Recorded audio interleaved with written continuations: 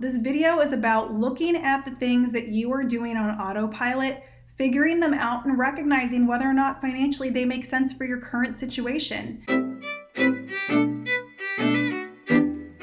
Hi everyone, it's Tina with Picture It Personal Finance, where we talk about how improving our money management can improve the way that we run our lives and our businesses.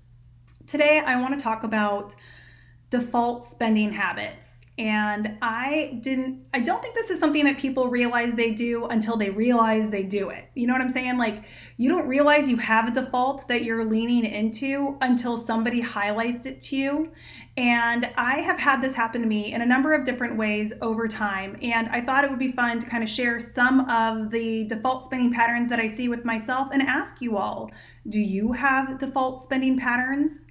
So let me start by telling you just a couple of the examples where I see it happen consistently in my life and in the lives of my clients and in the lives of, frankly, just people that I interact with on any sort of regular basis.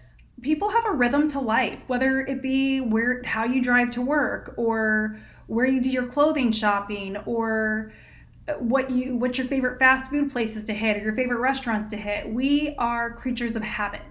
And because of this, we may frequent establishments that are not the best for us financially. A great example of this for me was particularly the grocery store. So I'll give you two examples with the grocery stores. Firstly, I had just gotten into the habit of always shopping at the same grocery store all the time. Like, I just pick one and that's the one I go to and that's my store. I know where everything is and I'm happy there.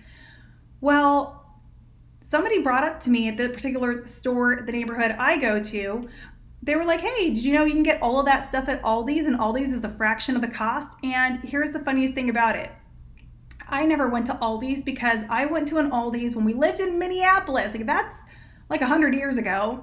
I went to an Aldi's and I thought it was horrible. I was like, they had hardly any selection. The place seemed so bare bones and kind of dismal to me. And I just remember thinking, like, who the heck would want to shop here? Like, I have zero desire to be here. And maybe that's how they used to be a long time ago. Now they have so many other just amazing things. I get speck there, I get prosciutto there, I get most of my produce there. There's a whole variety of things that I get at Aldi's now. But I had defaulted so hard to go to the grocery store that I went to that it took somebody like really challenging me to go try Aldi's before I finally would break out and do it. And I think this is really common, whether it's because this grocery store is the closest to you or the one you're most familiar with. For whatever reason, people will pick a grocery store and then they will stick with it. Additionally, groceries will really stick you because we get into a default of choosing certain brands and not being willing to change them up. So for example, I drink a lot of LaCroix. I know some people think this stuff is disgusting, but I'm telling you, I love it and I drink it all the time, all day long, every day. And for ages and ages, I wouldn't try any of the the generic brands, right? So like, for example, the example I want to give in particular is Kroger. Finally, after so much harassment from my sister, I tried Kroger and I'm going to tell you, I loved it. If they had a Kroger store here, I would be drinking Kroger and not LaCroix because the price difference and the quality, it's like you pay so much less for just as good or better quality, I think, with Kroger. And this was one of those things that I really had to challenge myself on and sort of like break some of these defaults that I picked up from when I was younger. So for example, my mom only ever used like Parquet butter. Or she only used Philadelphia cream cheese. There were just certain brands that I grew up with. And so because I grew up with those, when I go grocery shopping, those are the ones that I gravitate toward. But I'm going to tell you right now, it really doesn't matter which butter you pick. Just pick the one for the best price. Get the salted or the unsalted. Butter is butter. Same thing with milk. I mean, there are certain things where it's like, why am I paying $1 to $4 extra for this thing? I mean, if you want to get the specialty Irish butter, okay, pay the extra amount. But for regular old butter, what is the point? Other than you're defaulted to buy a specific brand. I've brought this up in other videos where I talk about how to save money in grocery shopping, but the truth is, It's not even that you have to go for the generic version versus the name brand version. It's just about questioning whether or not you've got a default pattern here. And if you are looking to have a sprint or to throw extra money at a debt that you're trying to pay off, or you're trying to hit an investment goal, this might be an avenue for you to do that. Question what your defaults are. Another default that comes up for me a lot is how I manage my kids. I have this thing in my head where I have to be even Stevens.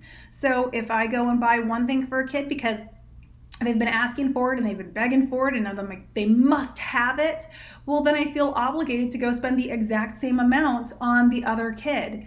This was the first back to school where each kid didn't get a brand new backpack and a brand new lunchbox. This year, one kid's lunchbox was really, really disgusting, so that one got tossed and that person got a new one. And one kid's backpack had a hole in it, so that one got tossed and that kid got a new backpack. But I didn't do it where, oh, my daughter got a new backpack, so now my son must have a new backpack, or my son got a new lunchbox, and now my daughter must have a new lunchbox, which is a default that I used to have. But again, why? Why do I have to be even Steven across them? If they're getting what they need and I'm getting them what they really want, does it have to be exactly the same dollar amount across the kids? I argue that it really doesn't have to be, but for whatever reason, I've always done it that way. And I think it's because that's what my parents did.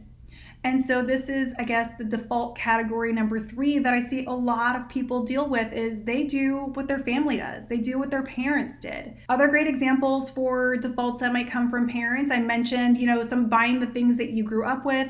Another one is how you handle Christmas or major holidays. And that actually is another great segue to the 4th and my last default that I see frequently come up, and that is gift giving. People just get into defaults on what's an appropriate gift for different occasions. For example, very frequently, my family, we gift $500 for weddings. I don't know why, we just do. Oh, it's your wedding? Congratulations, here's a check for $500. I don't know why I pick these numbers other than the fact that these are just default numbers for me. This is what I do. I have always done it this way, and this is the way I'll proceed to do it until I decide not to. Which is what this whole video is about. This video is about looking at the things that you are doing on autopilot, figuring them out, and recognizing whether or not financially they make sense for your current situation. So there you have it, guys. That is my take on some of the issues with default spending that is certainly pervasive for many of us. If any of those sounded or resonated with you, please leave a comment below and let me know. And also let me know if there are any that you have recognized that I didn't mention, because I'd love to keep the conversation going. I hope you guys will give this video a like, and I will see you in the next one.